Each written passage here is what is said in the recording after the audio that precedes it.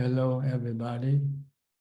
Welcome to another Dhamma meeting where we will discuss the Buddhist practices of charity, morality, and meditation. Anyone who is interested is welcome to join. We shall begin with our first participant, which is Alvin from Malaysia, Kuala Lumpur. Namaskar, Ajahn. Ajahn, I got one question regarding this Prachaman's book, this green color book. It says that the intermediate level of wisdom, which characterized by the third grade of the noble disciple, that is the non-returner. So the intermediate level of wisdom, meaning that what does it mean, Ajahn? That means the lower level. It means just that. What do you want to know? Oh no, I mean that means it's the getting rid of the five fetters, Ajahn. Does it mean that? No, it means getting rid of sexual desire. Okay. So it's not the five fetters, right? It's not the fetters. Yes, it's the fifth, the five lower fetters. It's completely eliminated by the third level of the. But the first level is the first three is eliminated by the Sotapanna. Then the second, the third and fifth is eliminated gradually, partially by the second level of enlightenment, the Sakidagami, and then completely cutting rid of by the Anagami, the fifth, the third level of enlightenment. Okay. Yeah, that's all. It doesn't matter. It doesn't mean anything whether you say beginning, eliminate, elementary, or in the intermediate or advanced. It's just a matter of speaking. But what's the importance? What do you do? What did you do to have that kind of wisdom? So what is more important is the elimination of the fetters, right? That's right. At first, I thought you said the hindrance. When you said fetter, I thought you mean hindrances. So I didn't give you the right reply. Understood. Thank you. Okay. Well, just in case anybody who has to go away to do some work or whatever and would like to ask question first, we'll give you the opportunity to ask first. If you don't have the time to wait, just raise your hand icon and we'll go to you. If not, we'll just go as the queue, as whoever comes in first, we'll go to that person. Okay. Next is Titima from Bangkok. การนมัสการค่ะพระอาจารย์ don't have any question ค่ะ Okay. Go to Professor Ken from Switzerland.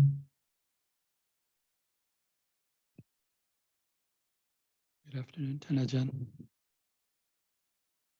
I have no questions at the moment. Okay. You're doing okay? Doing okay, thanks, yeah.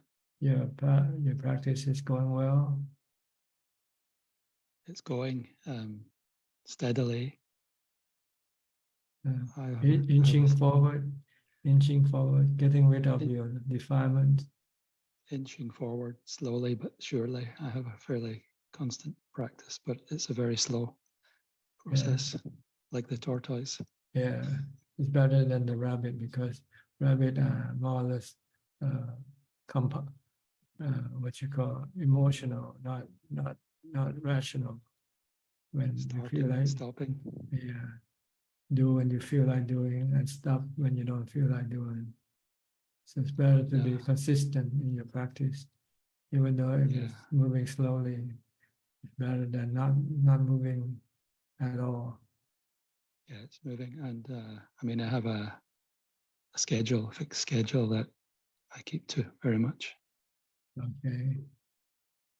Yeah, the important thing is to keep pushing yourself, because it won't push you to do the practice. You have to be the one to push yourself to do the practice. Or if you want to, you can use the teaching of the masters to push you.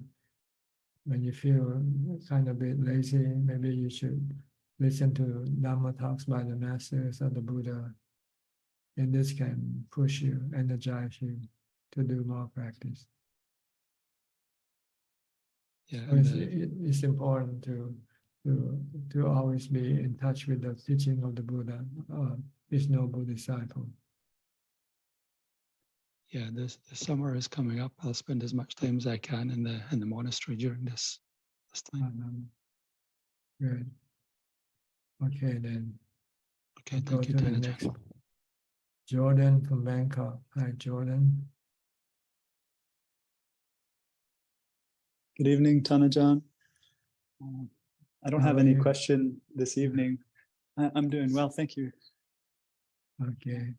Are you in touch with your father? Haven't seen him. He has been listening to.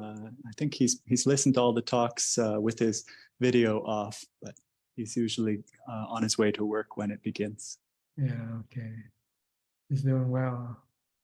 I think he's doing well. Yeah, I'll Okay, probably talk to him in a couple of days. good. All right. I'll go to Kokseng then if you don't have any question. Thank you very much. Kokseng, your turn. Good evening, Prajan. May I check with you about the Satipatthana Sutta? In the Satipatthana Sutta, at the introduction, the Buddha mentioned about this is the sure way to overcome sorrow and lamentation. So, what does the Buddha mean when he said this is a sure way? A sure way. Yes. Well, the words mean sure, right? You say S-U-R-E. Yes, S-U-R-E. Well, I mean certain, definite. This is the way to get rid of your suffering. Okay. And then the following paragraph about which I do not quite understand, which states he dwells contemplating body in body internally. He dwells contemplating body in body externally. So I do not quite understand these two sentences. You investigate your body and you also investigate other people's body. They are the same. So They are the anicca, dukkha, anatta. So the externally refers to contemplating other people's body. Yes, like your wife, your father, your mother. They also will have to get old, get sick, and die. I see. Okay. Okay, now I understand already. Okay. Okay, thank you, Praja. Next. Tricycle. I can't remember your name. Sorry. It's okay. I'm Mike, but Mike, thank you so much, Tanajan. Today, I was thinking about compassion and how sometimes when you're trying to do the right thing, you won't be liked by sometimes the people you're trying to help, and then you won't be helped or liked by the people who don't agree with what you're doing. So I guess I was just curious if Tanajan could, had any like suttas or words of wisdom from the Buddha about kind of like just still having compassion even when you're trying to do the noble thing that you're not being liked or appreciated by your community. Well, you have to look at the impact from your action, whether it brings good, positive reaction, they bring some bad negative reaction, and whether you can take the negative reaction or not. So this, sometimes you want to help, but if you find that by helping you're causing a lot more problem, maybe then you should just leave things alone. Because your goal is to make things better, right? But while you're helping, you are causing more problem. Then maybe it's not good to help. Like you might see two people, they're good friends, and one of them is in need. The other is okay. If you help the one who is in need, the other one who doesn't get the help might not be happy because he doesn't get the help. So sometimes you have to be discreet. If you want to help one person and not the other person, then you might have to wait for the right moment to do it when the other person is not around, for instance. So this takes a little bit of common sense, or you have to use discernment and think of the repercussion that can happen from your action.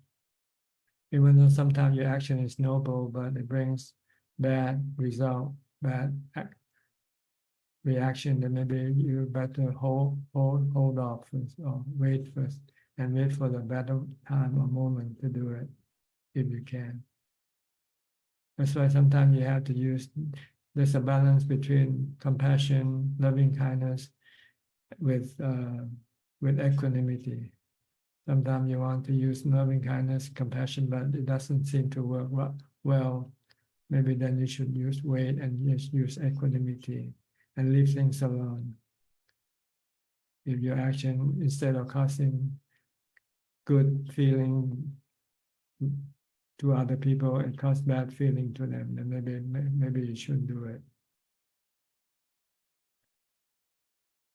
Or sometimes it can hurt you by doing good things.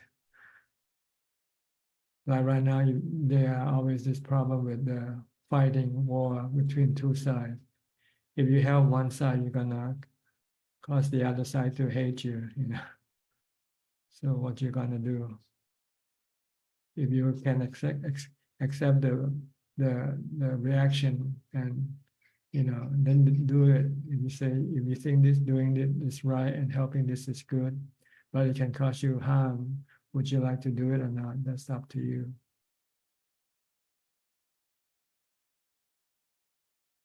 Okay. Are there any recollections for equanimity that you would suggest during like meditation, or to quiet the mind before meditation? Well, equanimity comes after your mind becomes calm and still.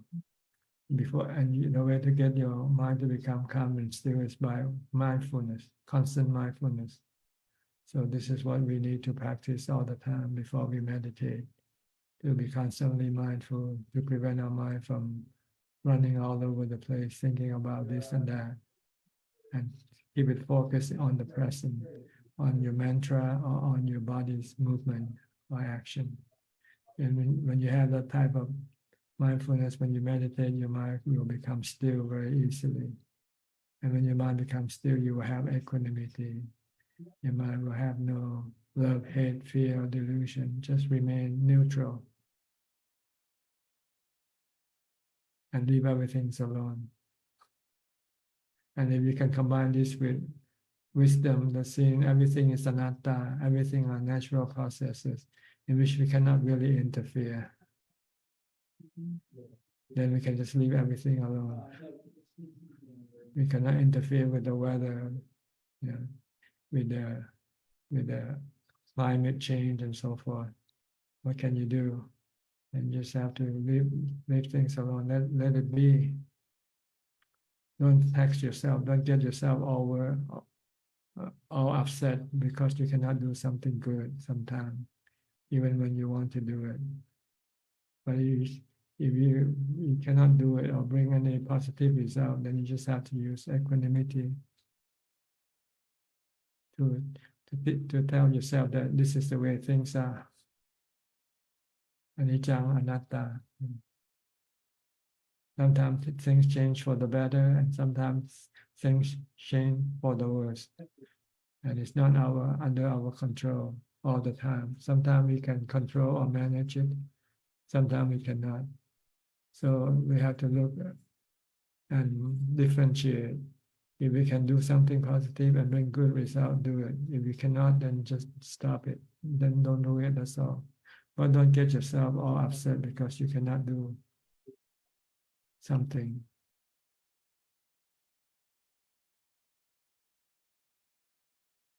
Okay, it's good enough.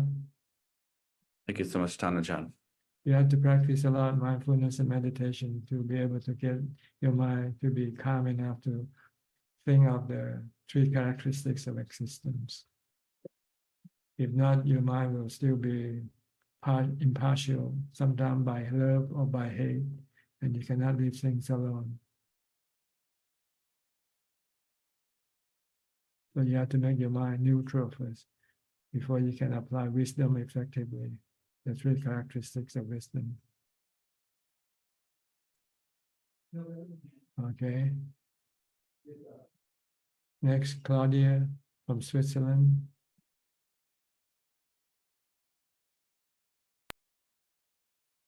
Good afternoon from Switzerland, Tana-chan. So far here, everything is well, and I would like to share an experience I had on my stay in Germany. My husband and I, we visited our families in Germany.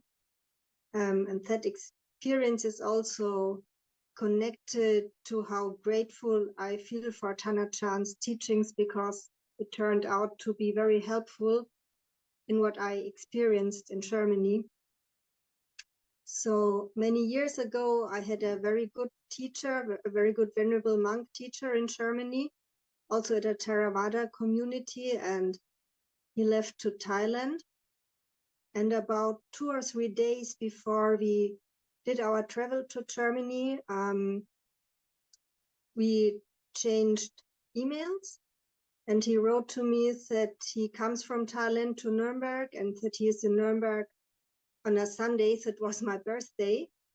And we planned on this Sunday a family gathering, and our daughter wanted to come from Munich to see me at that Sunday. So I replied to the venerable teacher that I probably will not be able to come to see him.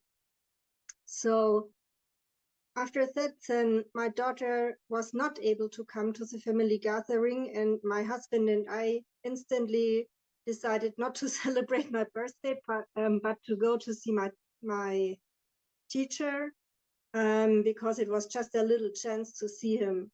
So we arrived at the Wat in Nuremberg, and the venerable teacher I had for many years obviously was glad to see me, and I was very, very happy to see him.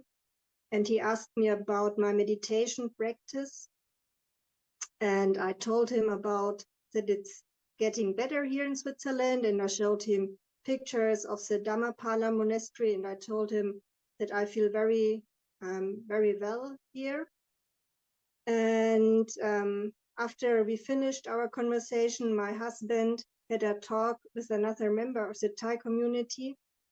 And that member told him that the venerable teacher is very, very sick with cancer. He has cancer in the liver.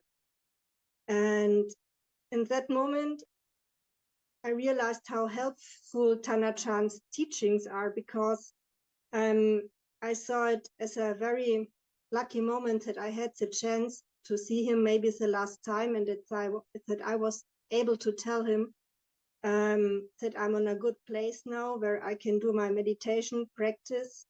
And I always had Tana-chan's words in my mind that life doesn't last forever.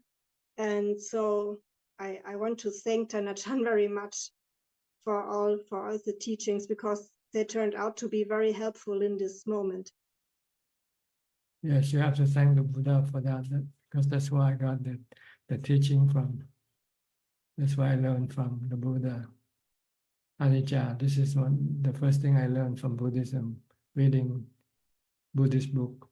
I read them on impermanence, on anicca.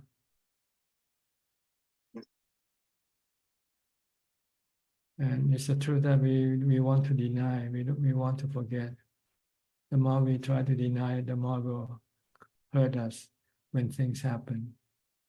But if we accept it, then when things happen, then it will not hurt us.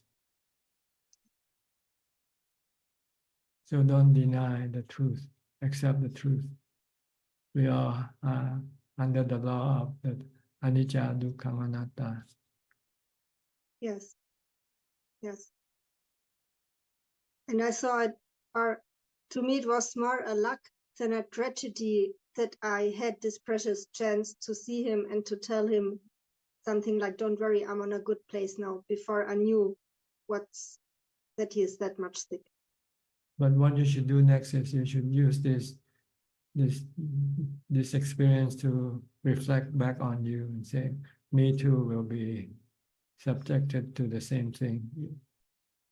Maybe not now, but sometime in the future, I will also have to get sick and die. And see how you react to this investigation or this conclusion. If you say, yeah, okay, this is the way things are, then you are on the right path. If you start to worry and say, I'm not yet ready, then it means you have to do more work.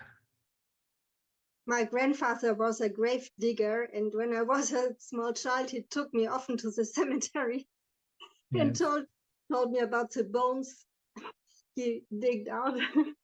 So sometimes I say I grew up in the cemetery and in the forest, so I think this was a very good start in my early life. So I was a very small child going on the cemetery. Luckily, nobody tried to keep me away from this, so I think it was a good practice. But of course, I still have to work. Yeah, you should not be shaken, worry about your body when if it's gonna get sick or die. Yeah. Okay, good. Anything else you would like to share with us, or any question you'd like to ask? For the moment, it's okay. Thank you very much, Panata. Okay, good to see you again. Yeah, good to see you again too. Thank you. Next, we'll go to New Zealand, Anura and Ramya. Yeah, thank you, Ajahn. Yeah, good evening. So I don't have a meditation related question, Ajahn. Practice it's quite good. Yeah, contemplating what you have told us, and we are grateful to you. So we can hear the Dhamma directly from you. So we have been talking about how lucky we are. So thank you for your teaching, Ajahn. Okay, don't forget mindfulness. Yes. We still need to practice a lot more mindfulness. Yeah, yes. And in fact, I have a bit of I've been contemplating on the pain the last time what you explained. So the bodily pain, say knee pain or stomach pain that I get time to time. So it's a physical phenomena. And if I concern about the pain, that means I have a lot of pleasure. Is that correct, Ajahn? Contemplate on the pain. You see that it's a natural phenomenon, something you cannot control or get rid of sometimes. So you just have to accept it. So I consider it as a pain. Is it because of my defilement or my klesha, or? No, the pain is a natural phenomenon. Natural phenomenon from your body. Your reaction to the pain is your defilement. If you cannot accept the pain, then this is your defilement. If you can accept it, then this is not defilement. This is Dhamma. This is wisdom. If we can accept the pain, then there will be no dukkha, no stress. The reason why we have stress is because we don't want the pain. We want to get rid of the pain, and we could not get rid of it. I just had a case, one of my students just have a really bad stomach ache, and at first she was going to go grab for some painkillers, But then she decided she didn't want to because she knew she's being addicted to the painkiller and she wanted to stop. So instead, she just keep reciting a mantra, Okay. using mindfulness until eventually the pain subside and the mind become calm and peaceful. So that's better way of dealing with pain. Because when you use painkiller, you can become addicted and you have to use more and more of it. Yeah, that's a good technique because I also used to take a lot of painkillers for my knee pain and stomach. So I stopped taking, just watch at the pain.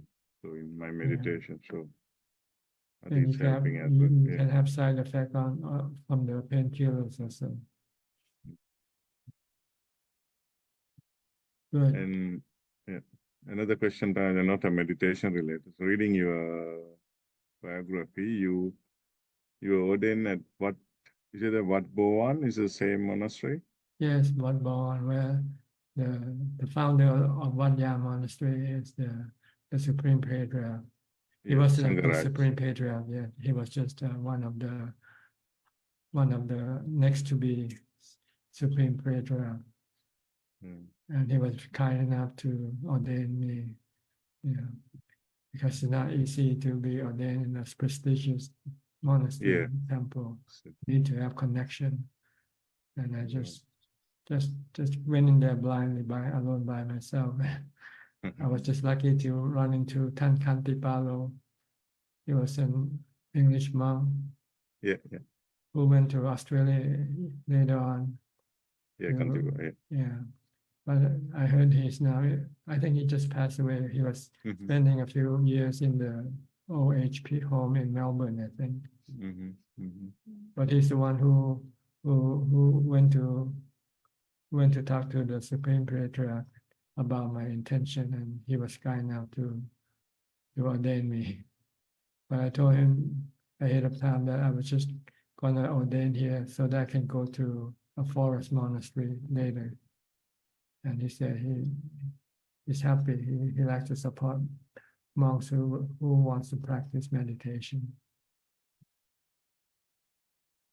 So is it the same monastery that late king was cremated? Is it the same?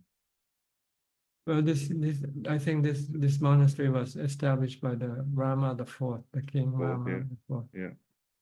And it's been all the kings that will be ordained in that monastery, and reside in that monastery. All the kings that came after the Rama IV, they were ordained there. Yeah. All the kings have been ordained there, even the current present king of Thailand. Yes, the The present same- king also was ordained there. Yes. Same. And the funeral of the late king was held at the same place, or the cremation?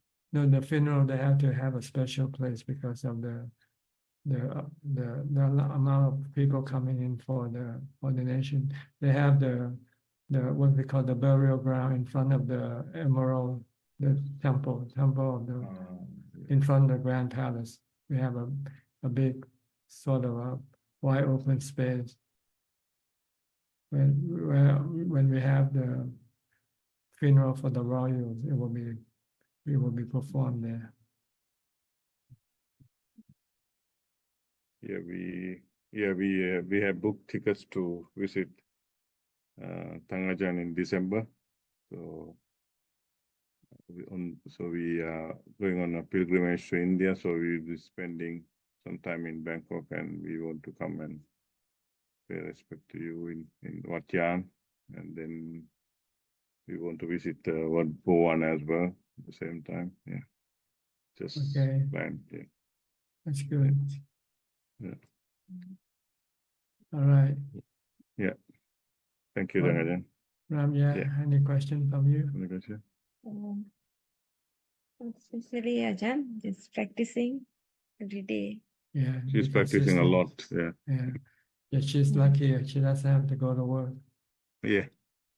Yeah. Mm. Yeah. So I think we are more full time now. Yeah. I just go to work to get because we had to pay the bill. So that's all the whole only thing. Mhm. Okay. Thank you. Yeah. I'll go next to Philip from Malaysia. And Adeline, she's been away for a long, long time. Haven't seen her for a while. Good evening, Ajahn. Good evening, Ajahn. Uh, Nice to be back. And I hope you're doing well. I don't have any questions tonight, just happy to be listening in. Yes, me too. No questions, just listening. Okay, good. About Kafai Lim, also from Malaysia. Good day to you, Ajahn. I'm just listening. Thank you. Yeah. Oversourcing from Malaysia also.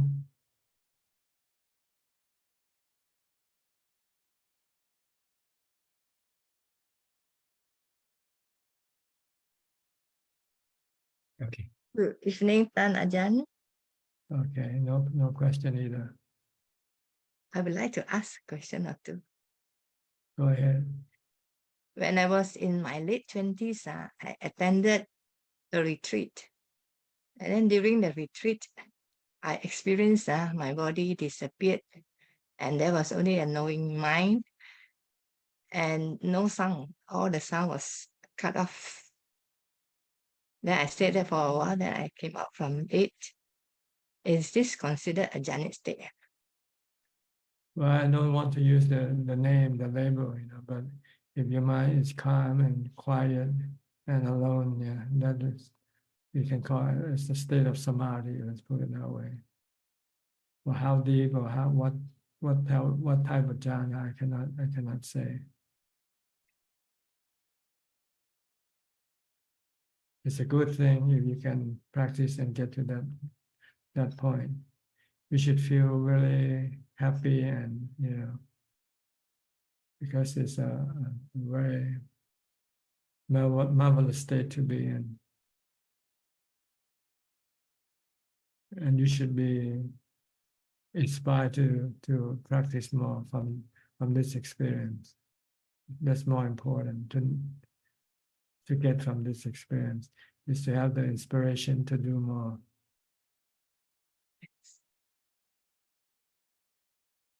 Do you have that inspiration that you find that meditation is better than going to a movie or having a good meal or go on a holiday, for instance? If you find that, then this is good. Now I don't like to go for holidays. My friend keep inviting me for holidays. I say I don't enjoy holidays. Better to go on a retreat or a meditation retreat. I say I prefer to go for retreats. Yeah, that's good. Then you're on the right direction, on the right path. The path of Samma Samadhi, Samma Sati. Okay. Anything else? I would like to ask whether can one come out of jhana anytime one wishes? Yes, but normally once you get into jhana, you want to stay in there as long as possible, because there's no other better place to be, But your defilement sometimes will push your mind to come out of jhana because your mindfulness might not be strong enough to keep the mind in that state for long, and your defilement mind wants you to come out and go do something. But if you can resist this defilement by increasing more mindfulness, you can continue on to stay in jhana longer by increasing your mindfulness, maybe reciting a mantra or keep focusing on your breath again. Don't stop yet. Continue on with your meditation for as long as you can.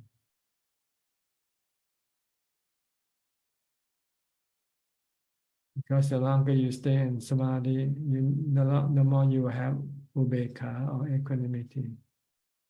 And this will give you calm and stable when you come out of meditation. You wouldn't have much emotional reaction to things that you come into contact with. And it will also enable you to see things clearly or investigate the three characteristics of existence.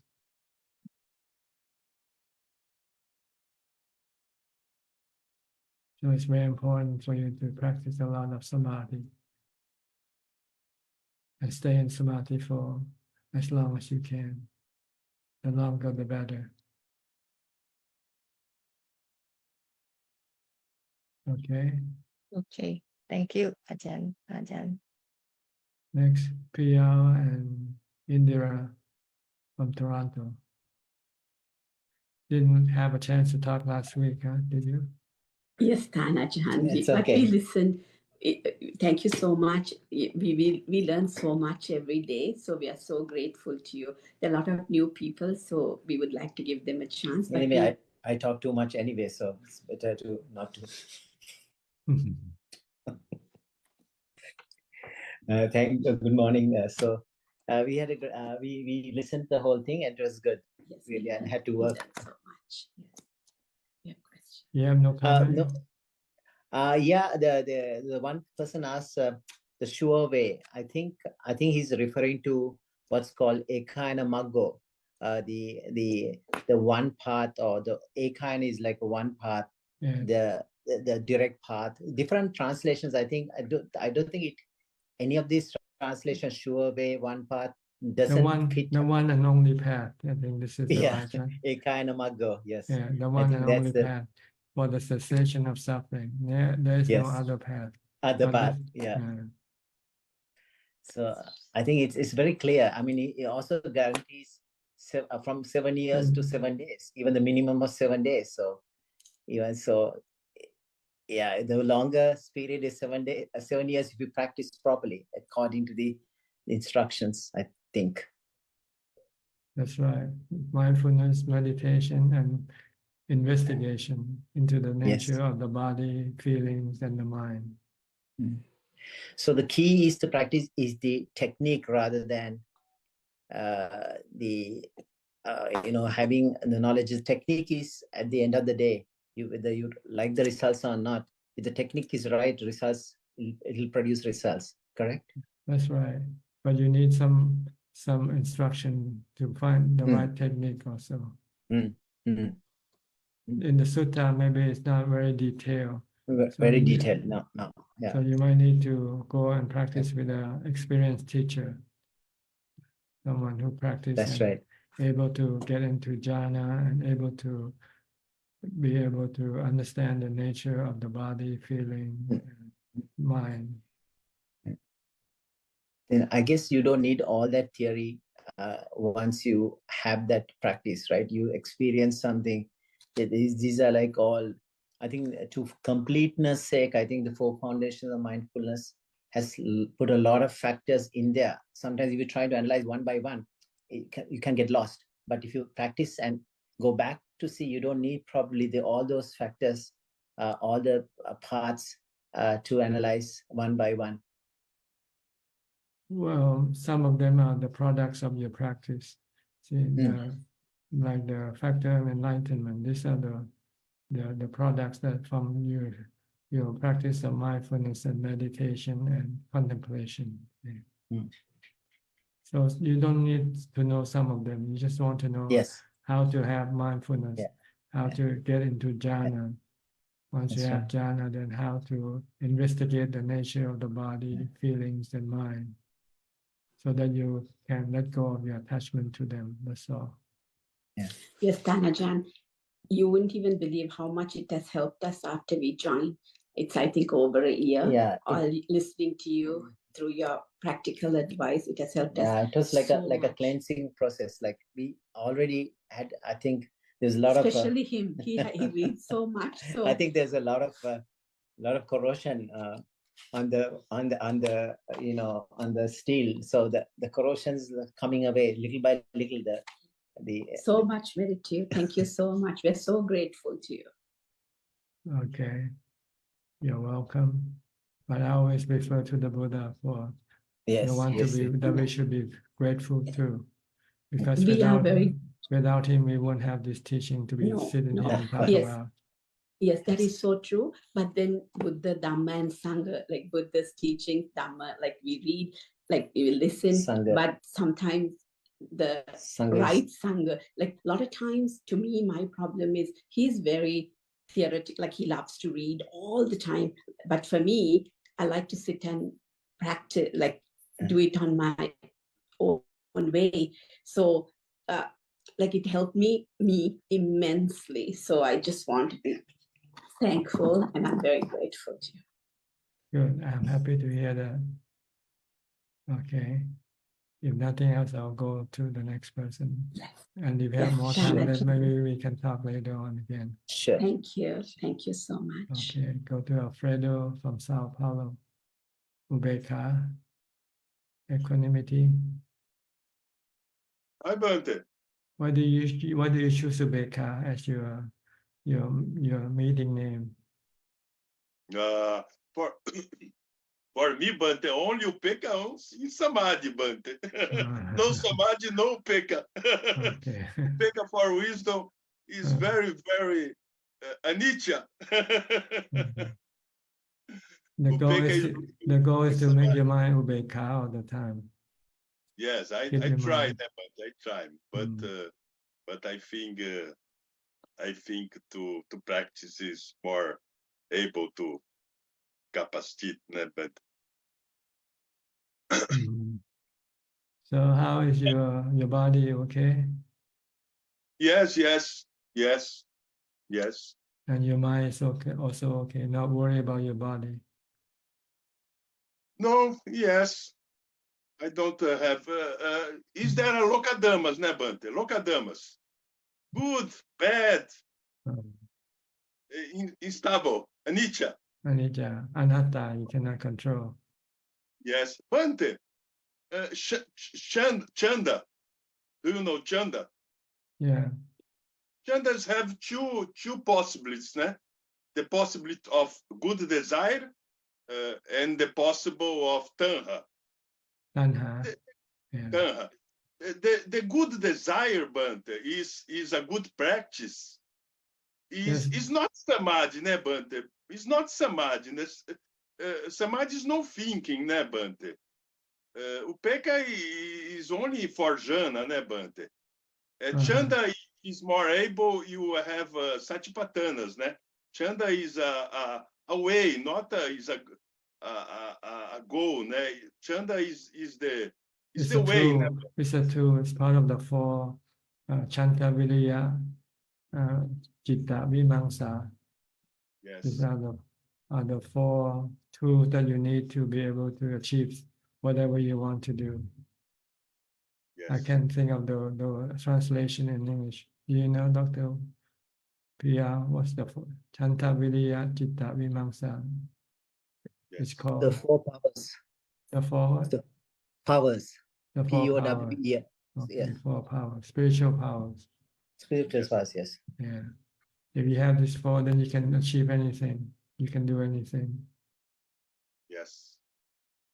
Is important too, né, Bante? It's important not. It's a vipaka, né, Bante? Vipaka to practice, né? Kama vipaka.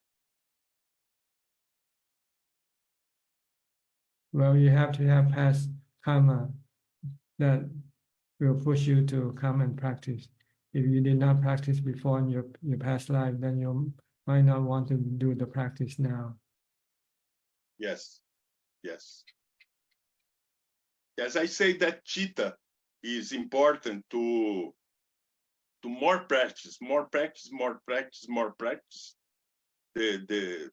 normal effect is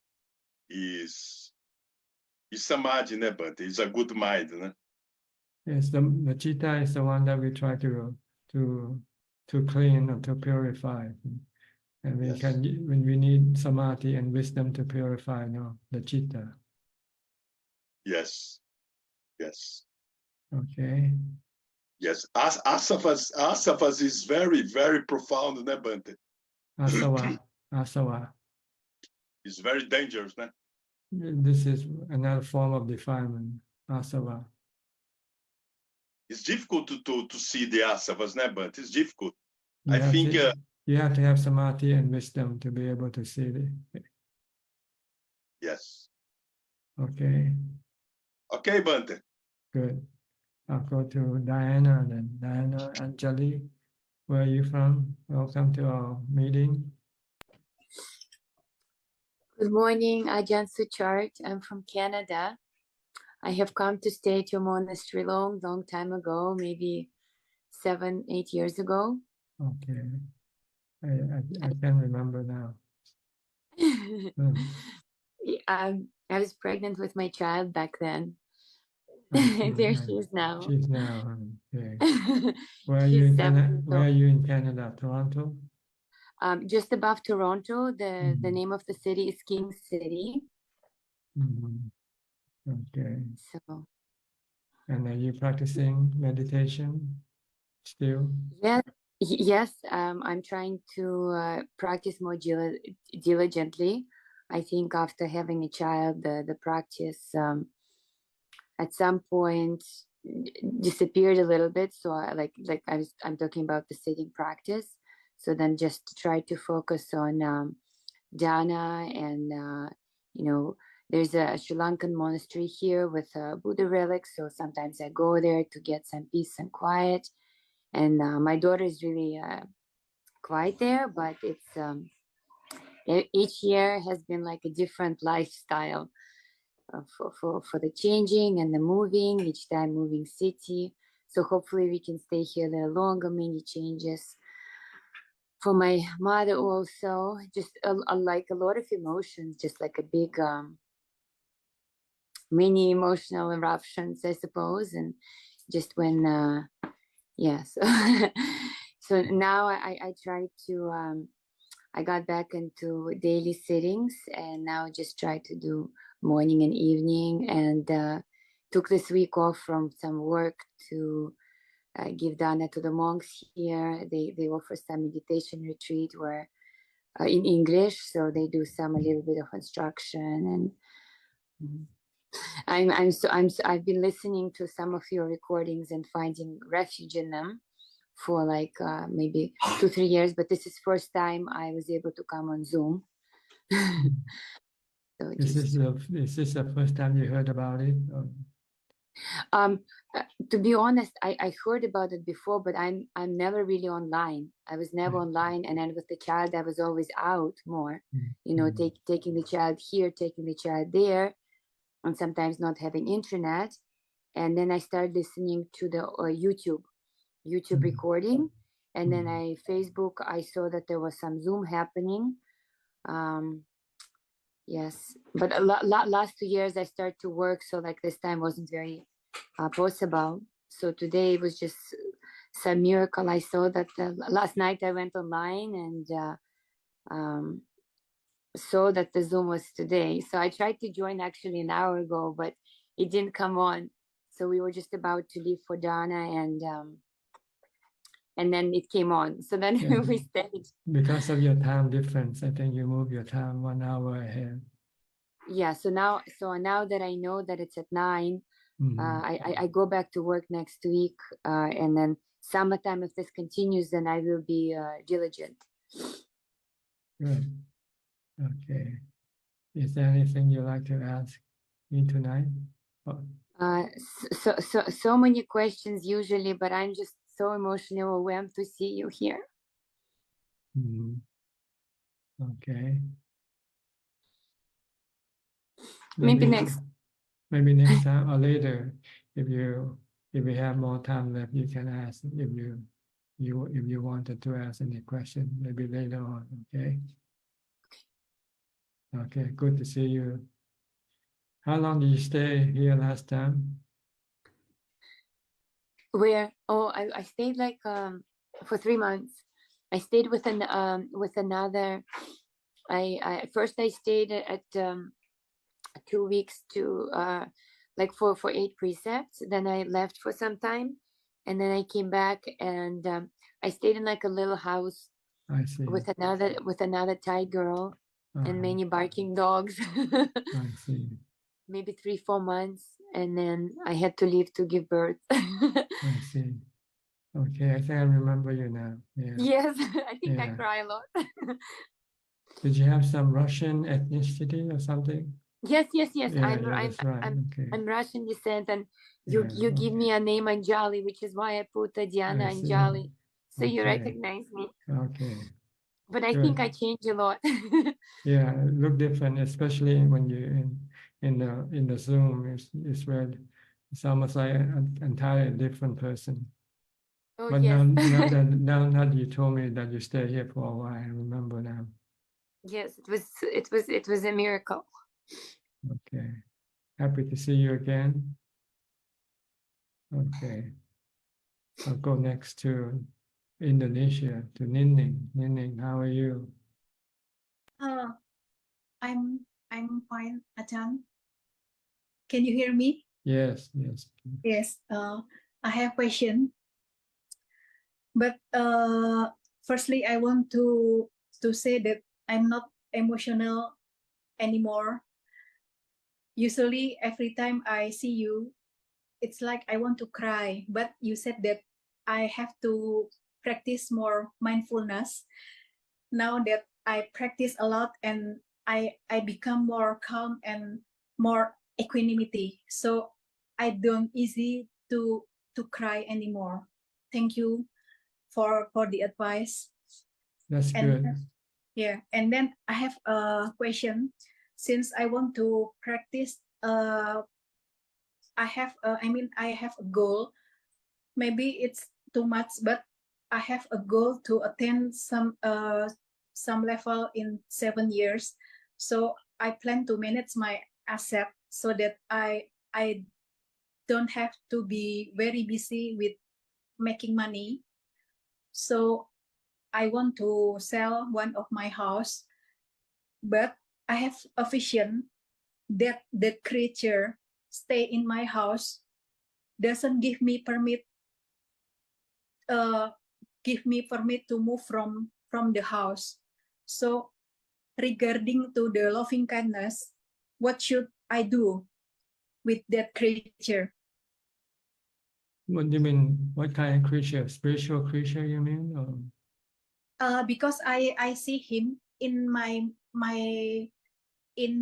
dream, and also many times it's just like I hear something that he doesn't allow me to move from the house.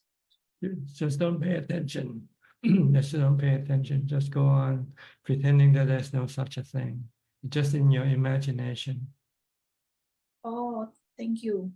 So because I'm afraid that maybe the creature is one of my... It cannot hurt you, so don't worry about it. Only your bad karma that will hurt you. Nothing else can hurt you. Oh, thank you. This is enlightenment. Okay, thank you, Ajahn. And the second question: why doctor who is dealing with the dead body still craving for sex?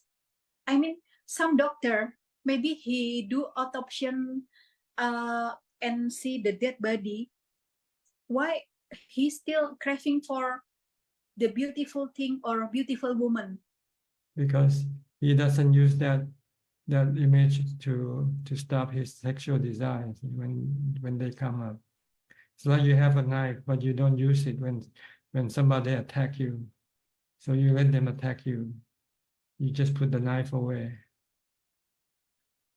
So if you have a knife, if someone try to attack you, then you have to use the knife to stop your attacker, right? So a supa is like a knife. If you don't use it at the time when you are attacked, then it's useless. You have to use it when you have sexual desire. So the tools are Asubha, Adinawa, and Anatta.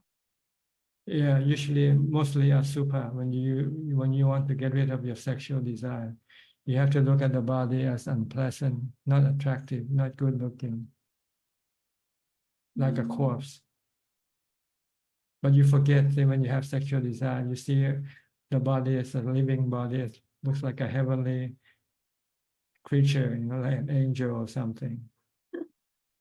Yeah. So this is why with doctors, they don't use this tool to get rid of the sexual desire. They only use it to make money. It's their occupation. See? Yeah, because I myself, I love beautiful thing. Like when I do Amisa Puja, I arrange the flower for the altar. So I try to make it as much beautiful as I can. Yes, but if you think that the flower after a few days it will wilt and it becomes ugly anyway, you have to see the anicca in the flowers. Then you might not want to use flowers as a Misa Bhucha anymore. You would rather do the Patibat Bhucha instead. Oh, I see. And then, Ajahn, when at about 10 years, I practice swimming a lot. So I practice every day, 6 days in a week. And then when I swim, I can do swimming 2 hours non-stop.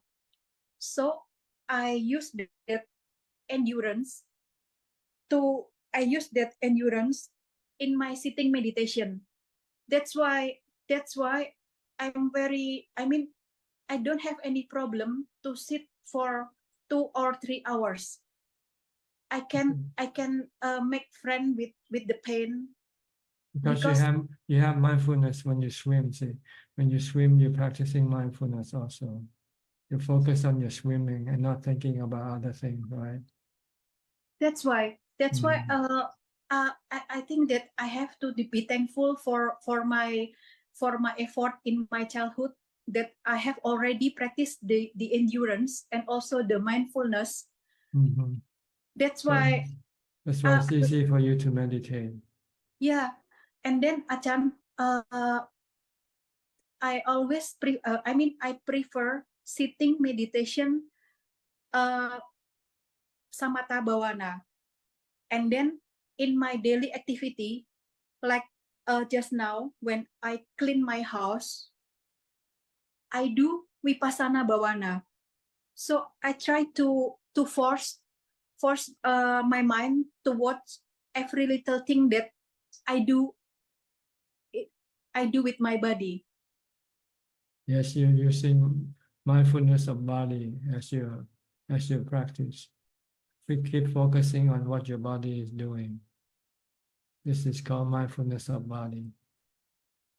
Yeah, and then I have experience when I try to clean something, then I watch that I need a large amount of water and also detergent to make it clean.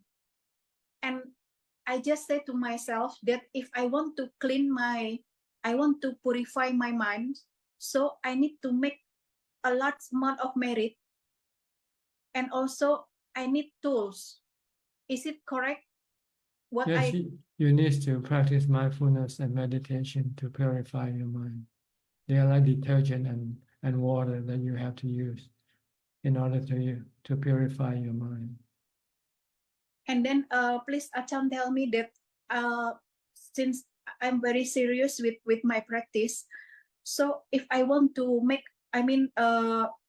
superior karma merit, what should I do? Because I have capability and I have time. I can do anything because I don't have any problem with time, and also I'm in a very, very good spirit for doing that. You have to do like the Buddha did, leave your home and go live in a monastery. That's why I want to go to Wat Yan, and then because I need a quiet place. Yeah. That's what I read from the people who ever stay in Wat Yan. It's very quiet and very conducive for the practice.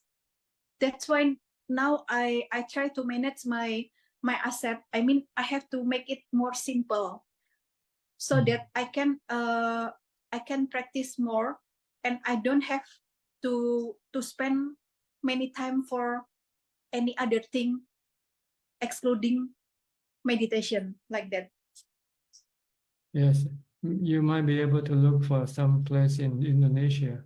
There's some Thai monastery that might have a quiet place for you to practice. I'm not sure. We don't have Ajahn, because here 3 o'clock in the morning there is already Ajahn, you know, Ajahn. The Muslim people I always see. They have chanting. They have prayer. Okay. So, actually I don't have problem with the sound anymore. I mean, I can meditate in any kind of situation, but I don't have any experience to do meditation in a very, very quiet place. That's why I want to give myself reward to that kind of experience, like Buddha said. maybe you can make a soundproof room for your meditation practice. In your own home, make a soundproof room, air conditioned, and you can just shut off everything and meditate in your room. But firstly, I want to go to Wat Yan. This is a defilement. This is defilement. You should, yeah, you should try to do it the easiest way possible. Going to Wat Yan is more of a problem. You're creating more problem by going to Wat Yan, because you have to travel, you have to get visa, you have to make reservation and so forth. And you can only stay for temporarily here. So better find some place where you can stay for a long time and practice continuously. Stay in one place. But I also enjoy traveling, and also. Yes, this is your defilement, see? Dhamma, sensual pleasure. Traveling is sensual pleasure. This is something you want to stop, give up.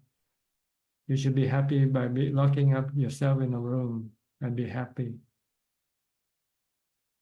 Oh, I see. But maybe I have the other defilement, because I want to be remembered like the lady just now that she ever stay in Wat Yan. That's why even she stay few years ago, then you still remember.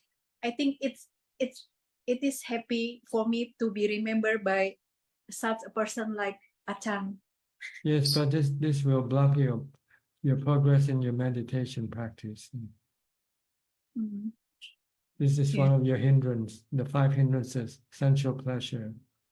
You have to stop your mind going after sensual pleasure. Yeah, regarding sensual pleasure, my next question is, does Wisaka know that she attained Sotapanna in her 7 years old? Does he know? Yes, because she had done a lot of practice in her past life before. She had meditation practices, she had mindfulness, and she had some wisdom. So when she came into this world, she can become enlightened very easily. And she know already, Ajahn. Not completely. Maybe she heard from the Buddha's teaching about anicca, dukkha, anatta. Then she can become enlightened as a Sotapanna. Because if one attend jhana, I think we realize that we attend jhana. But if we attend Sotapanna, do we also realize that we have already attained that stage? Yes, you will know that you're no longer seeing your body as yourself. A Sotapanna doesn't look at the body as being yourself. A Sotapanna look at the body as being a combination of the 4 elements: the water element, the earth element, the fire element, and the wind element. And this anicca is temporarily. it keeps changing from birth to aging to sickness and death. I am now not afraid of any kind of pain, but sometimes is it because of I do not have mindfulness or what? Because sometimes when I have blood, I'm bleeding. I don't feel anything. Is it okay with me? Just as long as you are not disturbed by whatever happened to your body, then this is okay. Your body can die or can live, and you're just not disturbed by what's happening. And this is what you want to do. This is the goal of the practice, to be able to leave the body alone.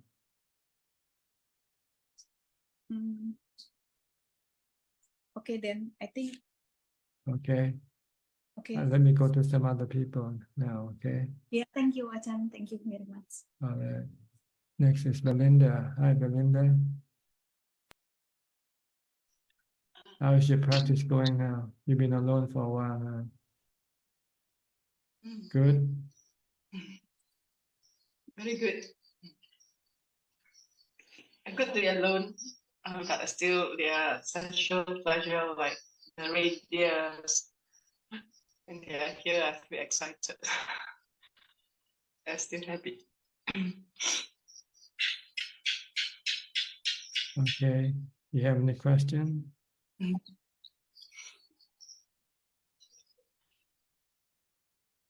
No question. I just when the mind gets very dull, like the body is unwell, we just observe as it is. If you can observe, just observe and tell yourself this is temporary. Everything will eventually change by itself without you having to do anything. But if you want to arouse yourself from this dullness, then you might want to find something exciting to, like going outside of your kuti, your house, and in the dark, and go walk in the dark at night. This might raise some excitement in your mind and get rid of your dullness. Can you do that? Yeah. I close. I'm very safe here. Yeah, you have to get out. You have to get out of your comfort zone if you want to become excited. If you want to get rid of your dullness. Sometimes when you stay in the same place long enough, it becomes commonplace and it becomes dull and boring. So you need to look for a different settings. But Ajahn, I feel that I like animals. So when they appear or they appear like lizards, I feel like, hey, I look at them. I know I shouldn't be indulged too much. But then, yeah, the attention just get drawn. I just come back, keep coming back. So I feel it's some sort of hindrance, like looking for excitement just to. I'm not sure that I didn't say. I mean, this is the way of getting rid of your dullness. When you feel bored or down, then you have to find something different to stir up your mind. Yeah. That's why monks keep changing location in the practice. They go wandering in the forest. After they stay in one location long enough, they become acquainted with the location and they don't feel any afraid or fearful. Then they want to go to a new location to keep the mind aroused by fear, and so that they can become more mindful. And this is the way to help them advance in the practice. So maybe you have to come out and sit outside the room at night, sit on the veranda, on the porch. And maybe walk downstairs and walk along the walking path at night. I'm scared.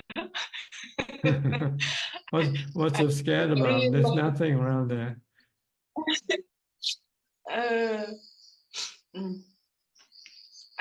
Yeah, because today is a rainy day, so I could open the window. I started to leave the window unlocked. So yeah, for that now. Okay. Mm. Just keep on doing it, okay? Okay. If, Good. yeah. If you want to improve your practice, you have to change your setting, you know. Don't use the same settings. Okay, I'll go to Geg Genso now from Penang. Hi, Geg. Good evening, Tan Ajahn. No question, Tan Ajahn. Yeah. Thank you for the Okay. Dhamma teaching. Yeah. Go to Wales, to Diana. Hi, Diana. You've been away for a few weeks. Yes, greetings, Tanajan. I was away and then working as well. It's good to be here, but I do catch up. I catch up, listen on Facebook. Good. Okay. I was interested in what you were saying at the beginning about sometimes when we're trying to be helpful and it's not helpful, it's better just to maintain our equanimity. We have a neighbor who comes in and asks for help, but we can never help her. It's never the right help. So I think it's something I need to work on. Yes. Sometimes people come ask you for alcohol or something not good for them. Then you have to deny that help. She wants advice, but the advice is never what she wants to hear, maybe. Yeah, just an excuse to have a conversation, maybe. Maybe, yeah, maybe. Yeah, I think so, maybe. Yes. Thank you. Okay. Anything else? No. Okay. I'll go to California now. Boulevard, Marin County, right? San Francisco area. Tajan, thank you. I have a question. Like during the day, when an emotion come up, I would go to Buddha or to pay attention to my body. But I was wondering if I keep doing this for a long period of time, would somehow the emotion being suppressed and it's not like healthy psychology? No, emotion is bad for your mind. If you have no emotion at all, that's the goal of practice. Just to be making the mind to be merely knowing and no emotion involved. Then you won't get any dukkha. It's the emotion that causes you to have involvement with people and things and get you the suffering or stress. So if you can practice until there is no emotion left in your mind, then there will be no stress or anxiety or worry. Oh, I see. So that's the goal of the Dhamma, is no emotions. No emotion, but you still have, you have wisdom. You still have discernment. You still think and react, but react with rationality rather than react with emotion. I see. Yeah, I just want to clarify that because I think in Western society talk a lot about suppressed emotions and not understanding ourselves. We want to get rid of we want to get rid of the four emotions called love, hate, fear, and delusion. And you have to do this by first meditating until you get to the jhana. Once you have jhana, then your mind will have equanimity, which means there is no love, hate, fear, or delusion at that time. But it only remains temporarily. It remains like that for a while. After you come out of meditation, this love, hate, fear, and delusion can come back up. Then you want to use wisdom to get rid of it completely. When you teach your mind to see that everything that you have emotion with, they are all natural phenomena. They are like the weather. So you shouldn't be reacting to the weather emotionally, because there's nothing you can do to change it anyway. I see. Yeah. And I'd like to clarify one more thing, is the role of willpower in our practice. I I think I have some confusion because sometimes I hear talking about letting go and just relax and not struggling and using willpower, especially in meditations. And I just want to clarify, is that the right teaching? No, willpower is for you to initiate your practice. Without willpower, you won't do any practice. So you have to have the willpower to do the practice, to study the teaching. That's the purpose of having willpower. To have the willpower to meditate, to practice mindfulness, to keep the precept. This is willpower that you need to have. I think it's one of the 10 parami of perfection called atithana, which can be translated as determination or resolution. You need to have this to push your practice forward. Like the Buddha, when he sat under the Bodhi tree before he became enlightened, he used this willpower. He said, I'm going to sit under this tree until I become enlightened. And if I'm not enlightened, I will not get up from this tree. Even should the blood in my body dried up, I will still remain practicing. This is willpower in this sense of the word. Not willpower to suppress you cannot suppress things. You have to learn to understand their nature and learn how to deal with them properly. Yeah, thank you, Ajahn. I just want to clarify because there's a lot of I think maybe sometimes Buddhism in the US is a little bit different, so I just want to clarify that. There's too many too many people who study the scriptures, but they like the 5 blind men who try to analyze an elephant, what an elephant is like. One say an elephant is like a rope because they feel at the tail of the elephant. One says it's like a wall because they feel elephant at the stomach. They're all correct, but not giving the proper picture of the elephant, complete picture of the elephant.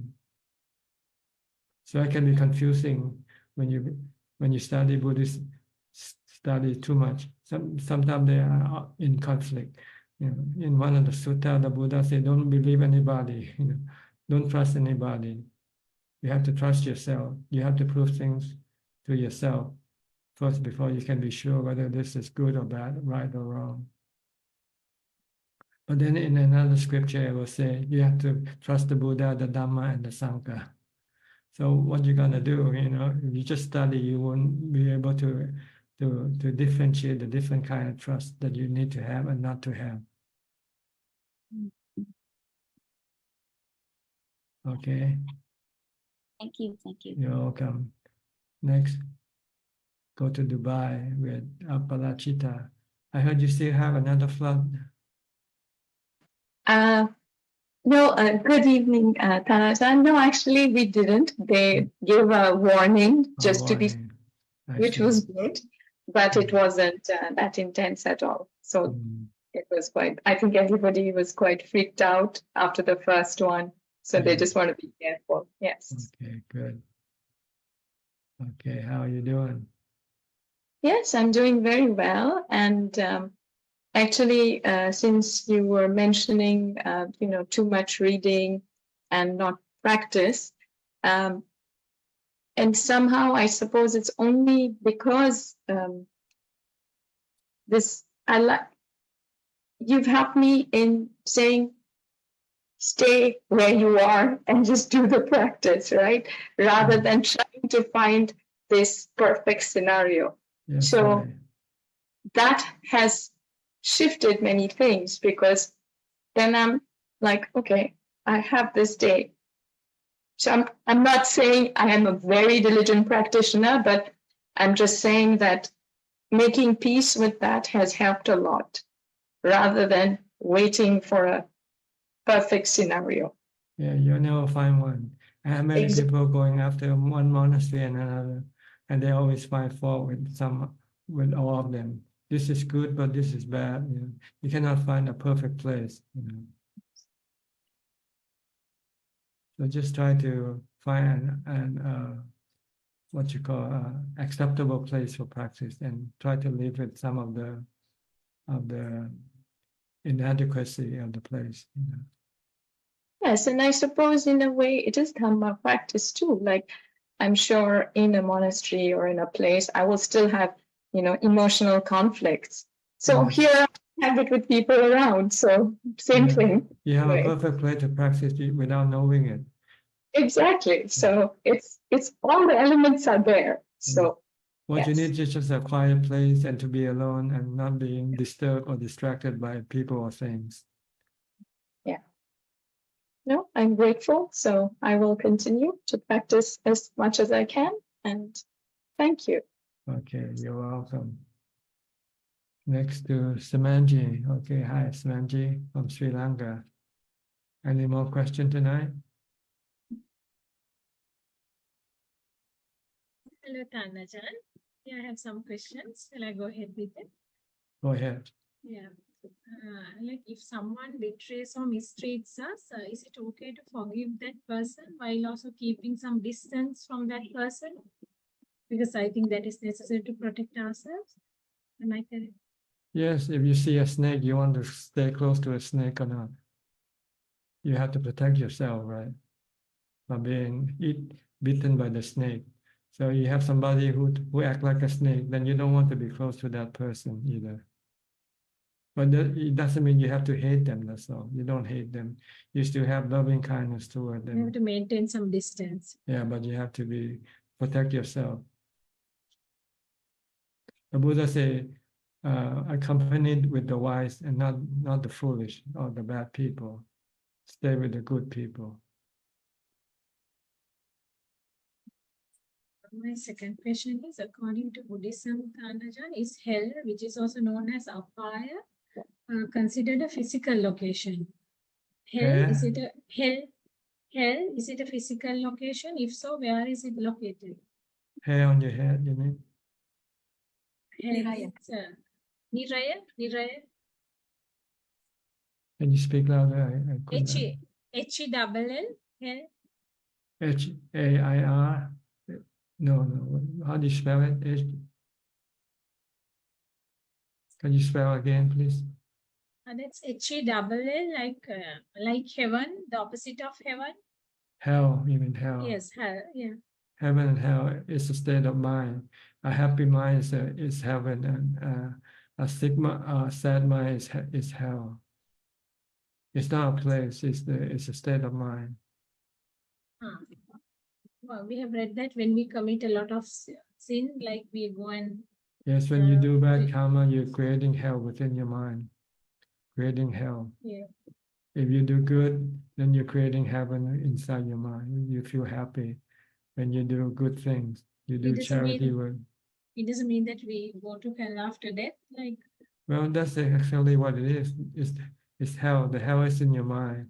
And your mind will create all the good or bad stories inside your mind.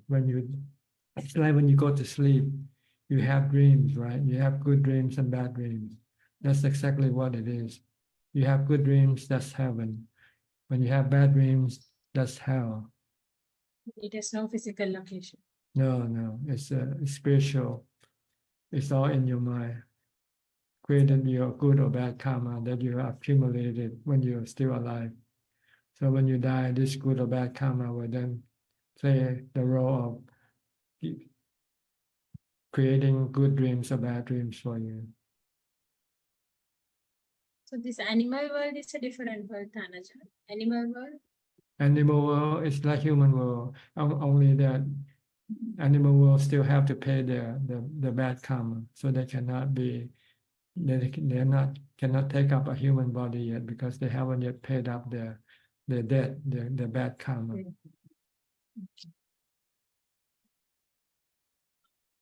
I have 4 more questions. Can I go ahead, Tanajan? Go ahead, no problem.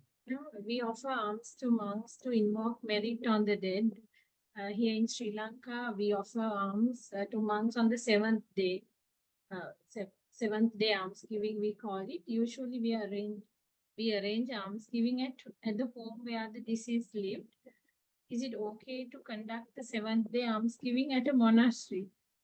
We usually give it at that person's home, the person the deceased person's home? Well, almsgiving can be performed anywhere, wherever there's a person receiving your alms. You can give money to a beggar on the street, that's almsgiving already. Or you can help maybe an animal, a stray dog, and find a shelter for a stray dog, or find a home for a stray dog. You're doing good deed. This is considered alms in Buddhism, charity, dana, giving happiness to other people by different methods. You can do this, but generally speaking, people like to do it with monks, so they go to the monastery, that's all. Because they find monks are the most worthy person to give alms to. Because monks have precept, they are holy, and they also study the teaching of the Buddha and practice, so they can more or less become enlightened and then become a guiding light to other people. So that's why you want to make alms to the monks first. But actually, you can make alms to anybody who needs it. Even your parents, you can give it. You can feed your parents if nobody look after them. Then you have to look after your parents. So to invoke merit on the dead, it's far better to offer alms to monks. This is just a belief. And the merit that you share with the dead is very minimal. The majority of the merit still belongs to you. You can only share only part of it, not all of it. And the merit you get from giving to monks or giving to a dog is the same. And also, Ajahn, how does the dead know that we are invoking merit on them through these monks? Can you speak louder, please? How do they know that we are invoking the monks are invoking merit on them, the dead? And then sometimes they don't know because they don't come. They have to be waiting for it to know that you. If they're not waiting for it, it means they cannot come and accept it.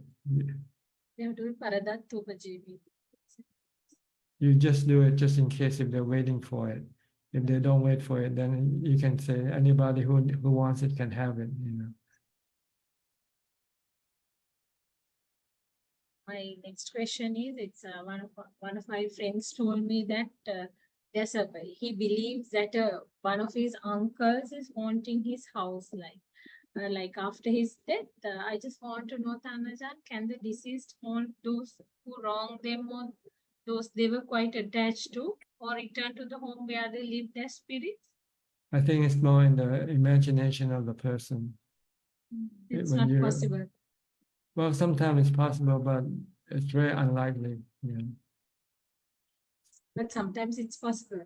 Sometimes. Okay.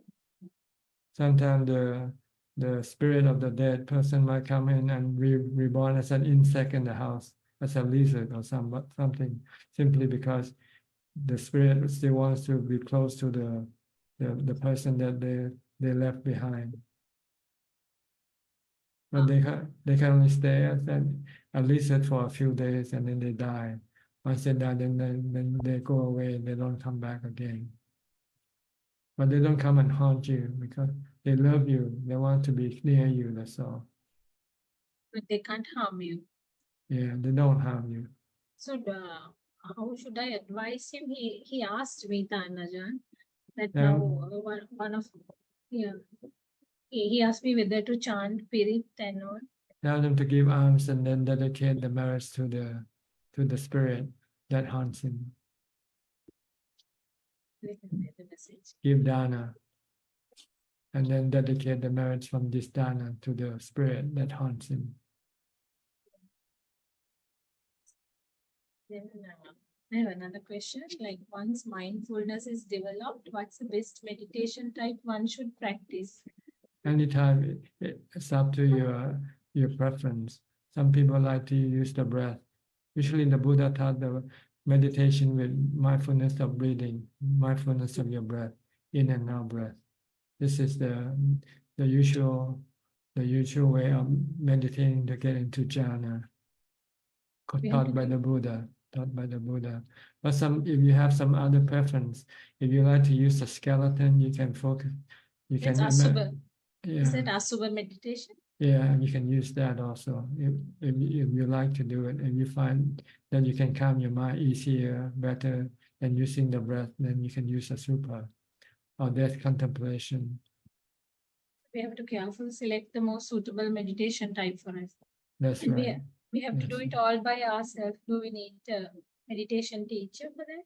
Teacher Because just tell you how to do it. When you meditate, you want to do it alone. Yes, I tried to practice breath meditation for a while. And now I stopped doing it again because for more than 10-15 minutes, I can't I can't concentrate. I find it very difficult to That's because maintain focus. sometimes your mindfulness is not strong enough. Sometimes during your day, when you work, you think too much, you get involved too much with thinking. So when you try to meditate, your thoughts still keep thinking about your work. So you find it difficult to meditate. Office work and all. To be able to successfully meditate, you need to stop working. To be silent. But that's not Probably- practicable. Yeah, you have That to is- become a monk or Yeah. to really to be able to practice successfully. Otherwise, you will just be merely just doing it just for the sake of doing it. That's all, but not getting much result from it. And Dhanajan, there's this breath meditation, Asubha meditation. What are the other types? Because I think I'm more comfortable with breath meditation, but for a while it worked, as I told you. But Some after a people while, use the mantra Bhutto Bhutto. They can recite the mantra Bhutto Bhutto. In Thailand, usually we use this either the breath or the mantra Bhutto Bhutto. But for some special cases, some people like to use the skeleton. Sometimes they just focus on the skeleton. And some people like to use colors. They can imagine color in their mind, like red color or green color. This they can use as object of concentration also. and also I feel I still need to read more about Buddhist meditation. Isn't Not it really. better to I think it's too much reading already. I think Okay. you should try mantra or just the breath. Okay. I managed to get a copy of The Heart of Buddhist Meditation by Jnana Ponikatera that day. From the Buddhist Publication Society. Society. Yeah. I managed to download it actually from the web. They have lots of free books also Yeah, that they distribute it. Okay, yeah. You can ask for those books and read Would them. you recommend that? Like that? Is it okay if I read it? Because Yeah, I have just read read a it. couple of books. Read it to help you understand better how to meditate, but not read about other things. Read about meditation. Read about how to practice mindfulness, how to investigate the three characteristics of existence. Is it? I'm often being blamed for being too kind to animals, like in the sense being too kind. In the sense, is it okay? Is it a bad thing to be kind to animals? No, Or it's okay as long as you don't get attached to them. get attached yourself and don't do in such a way that cause damage to other people. Some people feed the dog and they leave the container that feed the dog litter the street. This is you have to think of the effect of your kindness, whether you cause any problem for other people or not.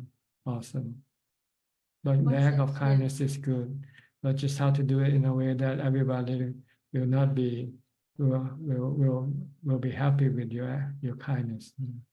It's not good to become too attached to them. No.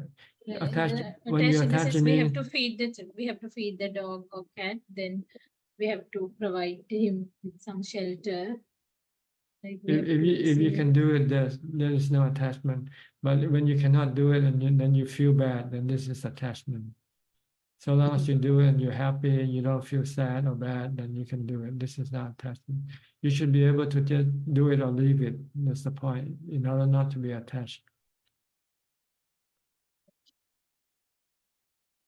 Okay, then, can I ask one more question? Please Now, go ahead. now regarding my meditation, now as I told you, now I stopped after a while because I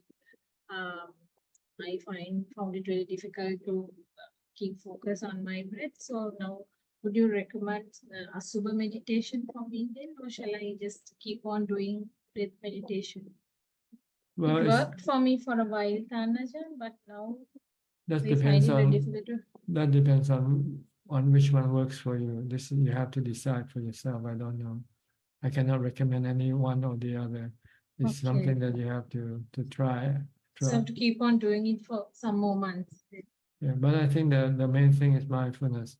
What you should do more is mindfulness before you meditate. And the best time to do it is when you get up in the morning, when you're still alone and you get yourself ready to go to work. All this time you should be using mindfulness, practicing mindfulness. Either by reciting a mantra, Bhutto, Bhutto, or just keep watching what you're doing, like going to take a shower, getting dressed, getting yourself ready to go to work. During this time, you don't have to think about anything. Try to stop your thoughts and just focus on what you do. Then we chant gathas in the morning, then worship the Buddha. Those things have to be done, right?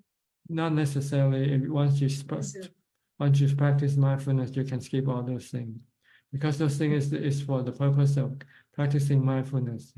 When you chant, you're supposed to be mindful. Say when you chant.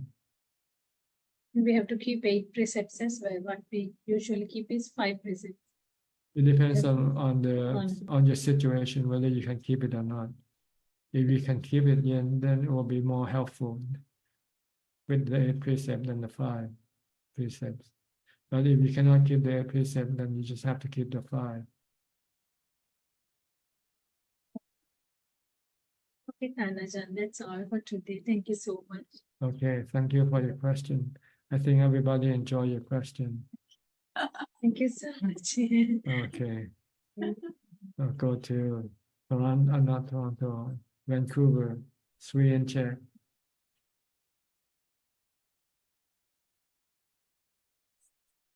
Greetings. How are you? Did you have a chance to speak last time? No, you didn't, huh? Last week, did you have a chance to speak? Yeah, We did. Yes, Ajahn. Okay. Well, do you have anything to say today? I was wondering like if it's a good idea, like when you give dana and then transfer merit, and I wonder if it's a good idea to add another sentence that if the merit, like if someone else is waiting for the merit, they can have it. Like if this merit is not. Yes, you can indicate anything you want in your will. It's like writing a will.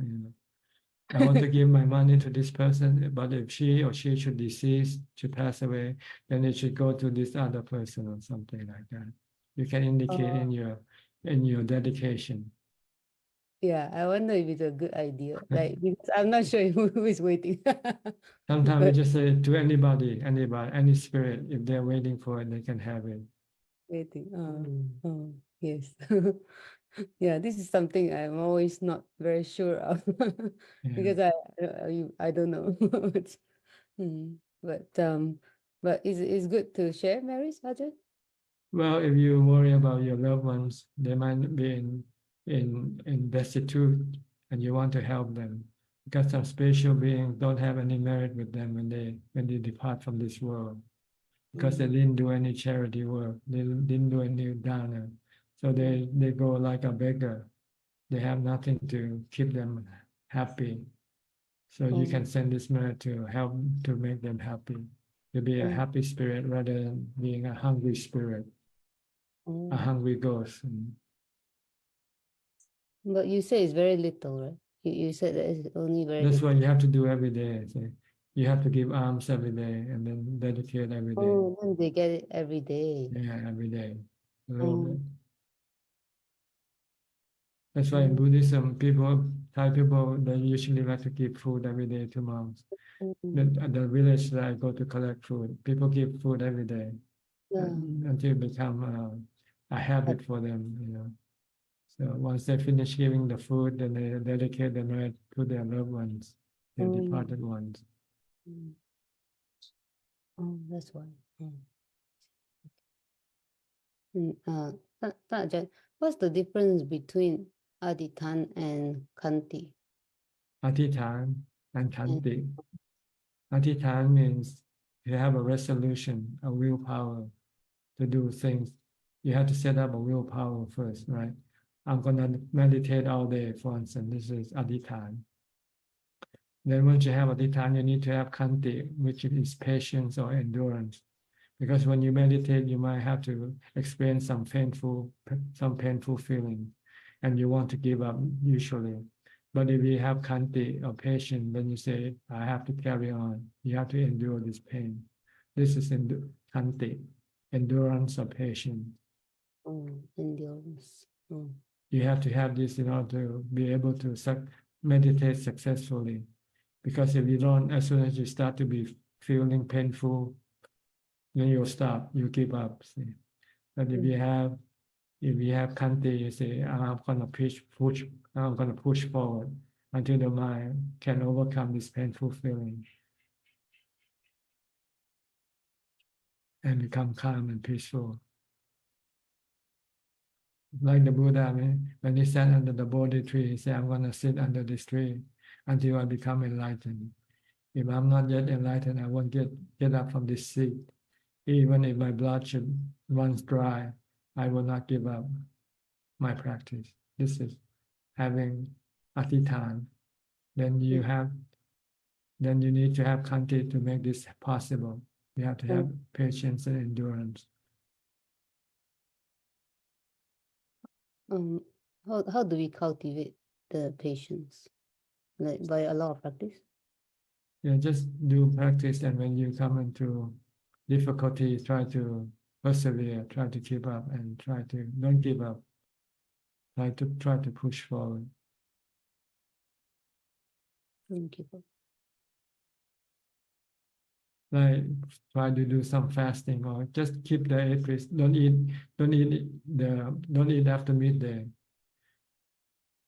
Then when you start to feel hunger after midday, then you have to learn to try to live with this hunger. If you give up and then you start eating, then it means you don't have any Kanti, you don't have any patience or endurance to face their hunger. That's a good suggestion, Ajahn. Or walking for a long time or sitting for a long time. You need Kanti in order for you to be able to achieve it. Oh, okay. Or do something difficult, doing something hard. Maybe separate from your husband for a few days and live alone for a few days. Maybe sleep in a different room for a few days.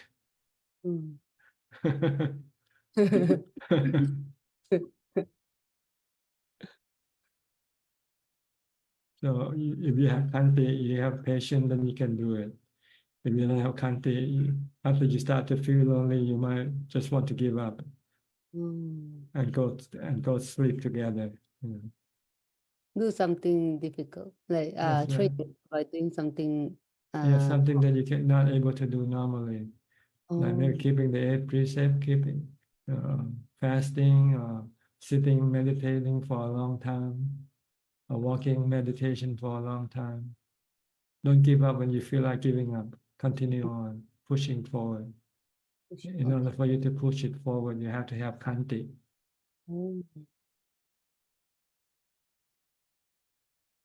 Okay. Yes. Okay. It's very helpful. Thank you. All right. What about you, Sri? You have anything? Tanajan, in the Sutta Anapanasati, like we watch our breath, but in one sentence, Buddha is saying like, we shall breathe in like tranquilizing the bodily formation, meaning the breath. Like, can we do that? Like, or No, it means for you just to keep still, keep the body still, and just keep focused on your breathing. Sometimes things get lost in the translation, So we're not training to control or like to tranquilize. It comes naturally. Yeah, just focus on your breath only and leave everything alone. Yeah, that's only my questions today. Okay. I'll go to Oregon now. Oregon. Hi, Stephanie. How are your practice coming along? Hi. Good. I've noticed how my passion is a big hindrance, and I've been like when big emotions or stuff come up, I've been noticing that can be delusion or just it's been making me a lot calmer, having a lot more upekkha. So it's I'm all making my created by- own energy. Right, your defilement is creating all this passion. Yes, yeah. And it's not helping the practice. No, So that's I've been sitting with that. And that's been Mm. really good. Good. You need mindfulness to be able to keep your mind calm and passionless. I really thought I had all this mindfulness, and now talking to you, maybe not. Maybe I don't have that much practice mindfulness. more. You have to Yes. practice more all day long. All day long, yes. Yeah, all the Yeah. time. Yeah. But it's been good. I have a lot more, like when something goes wrong, like I dropped an entire thing of coffee grounds all over the kitchen and I just cleaned it up. Yeah. I just cleaned it up. Yeah, just accept things as they are. Why get angry or get sad or mad at Nope. yourself? Mhm. Doesn't do you any good. Just Clean blame it up. yourself for not being careful, I think. If you Yeah, I want was to, impatient. yeah. So it's been going good. Okay, just keep it mindfulness. Okay, thank you so much. All right, you're welcome. Go to Maria now. Are you still in Koh Samui? You have to unmute your microphone first. Okay. Yeah. I'm in Delhi. Today I have arrived to Delhi in India. Delhi, okay. And I have a few questions. First, what is the difference between mindfulness and awareness? So mindfulness means we try to stop our thoughts while being fully like immersed in our bodily activity. But awareness, what is awareness then? Because sometimes in Russian we have only one word for both of these English words. So we want to understand the difference. Well, this is the English word also that try to translate from the Pali. I think the awareness they're referring to the knowing element, the knowing ability of the mind, just to be merely knowing. This is awareness. Like when you see something, just to know that you see something. This is awareness, without any reaction to what you see. While mindfulness is you're forcing your mind to focus on something, an object, in order to keep your mind to become still from running around with your thoughts. You need to have something to hold your mind, to anchor your mind. So you need mindfulness is the one that will anchor your mind to something like a mantra or to your body movement. This is mindfulness. And so mindfulness and awareness, they are both translated as sati, or sati is only mindfulness. Sati is only mindfulness. Awareness, knowing is knowing. Is translated as knowing. This knowing is know all the time. This is the ability of the mind, is to be able to know everything. What you do, no sound, no images, no thought. This is the function of the knowing of the mind. Without the knowing, then there won't be anything. We won't know anything, right? We'll be like a tree. A tree doesn't have any knowing. It doesn't know if something, if somebody cut the tree down, the tree doesn't know that. But with the mind, we know if somebody cut our hand, we know, because we have the knowing to know this thing. Only that the knowing is not the body. The knowing just happens to become connected to the body. So it can know what's happening to the body. Okay, I understand.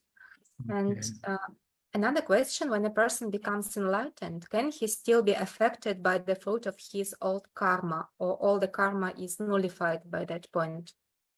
All the old karmas can come and go as they like, but it will not affect the mind of that person, because that mind will not feel any sadness or happiness or anything toward any objects that it come into contact with, because to see everything as anicca, dukkha, anatta. So no reaction, no happiness, no sadness, whether good memory or bad memory, just merely knowing. Yeah, we were discussing with friends and we were a bit confused because I said like Buddha also, he had some old karma coming, and then he described like I have done this in the past, so that's why this situation happened. And some people thought that when you become enlightened, then no karma is coming back. No, But you I can think still recall. This is different. You can recall everything. The only difference with an enlightened person and an unenlightened person is the defilement, the absence of the defilement, that's all. An enlightened person have no love, hate, fear, or delusion, no in the mind. They don't react anything with love, hate, or fear, or delusion. That's all. That's the only different thing between enlightened and unenlightened person. Okay, and my last question is about my practice. When I'm practicing mindfulness, first I get very strange effect, like if I'm fully connected to my body, I feel like everything is becoming very unrealistic. I don't know, it's like feeling of anatta maybe. When I don't have any thoughts, when I'm really immersed in some activity, I feel like everything is kind of in a dream. Is it the right way to practice, or I'm doing something wrong? It just means you're not focused enough on your meditation object. Just ignore everything that appears when you try to meditate. And if they appear, it means you're not focused. Your mindfulness is not strong enough to stick to your meditation object. So try to stay with your meditation object and disregard everything that appears. They are distraction. They are meaningless. You don't have to give them any importance. So whatever thoughts appear when I'm practicing mindfulness, because sometimes my mind likes to go to the past and find some mistakes and tell me about some ways to fix it, I still ignore everything, Right. whatever. You want to stay in the present. See? You want to be here now, not the past or the future. Just be merely knowing what's happening in the present, without making any mental commentary to what's happening. Just merely knowing. Like when you watch your body, you just watch your body, what your body is doing. Walking, standing, sitting, getting dressed, getting a shower, eating. Just merely watch your body. You want to stop thinking. You want to stop analyzing. You want to stop this thought process altogether. If you want your mind to become calm and peaceful and happy. Okay, I understand. Right. How long are you going to stay in India? In India, about 2 months. Yeah, about 2 months. A month alone by yourself, or are you still on tour? No, I have groups. I go now to see. Dharamshala tomorrow, and I'll meet a group in 4 days. So we'll be going to different places, meditate together. Now they sit in 10 days, going retreat in Dharamshala. Do you go to the four pilgrimage places, Buddhist pilgrimage? Yeah, in India, first we go, Dharamshala is kind of Buddhist pilgrimage site, but we also go to beautiful nature sites just to discuss about Buddhism and meditate together. And then we go to Ladakh, the Western Tibet, and there they have many, many monasteries. So we go to different monasteries and also to nature sites. And we also have a meditation course there. Is this the same group that came with you to Thailand? No, different. Oh, different group. Different. I see. Okay. Ajahn, I wanted to say that we have started to share our experiences with this group. So now many people want to join next year. So we are coming back in January or February again to the same route. And hopefully we can meet you again in person. You're getting good business. It's not about business. It's about people are so inspired that they can Yeah. talk to people of Okay. such high attainment. So they all say, we also want to go and see by our own eyes. Okay, happy to hear. Mhm. This will keep you busy. Hmm? This will keep you busy. Yeah, I want to find time before that I come for retreat in Wat Yan Yeah. for 10 or for 14 days, and then we can have a group. So let's see how we can organize it. Okay, good. Thank you so All much. right. You're welcome. Mhm. Next, we have Saket. Saket from California. Hi. Hello, Ajahn. No questions today. However, just wanted to share that my in-laws have come to California to spend time with us. Yes. And they were very keen to see television. So my wife put on a Buddha show for them, which they're enjoying very much. And otherwise, we are taking them around and giving them a good time, as we discussed. Yeah, okay, good. Thank you. All right. I think our last participant is Vika. Hi, Vika. You have any question tonight? Hello. Yeah, actually, thank you that for a chance just to listen you and to be calm with you.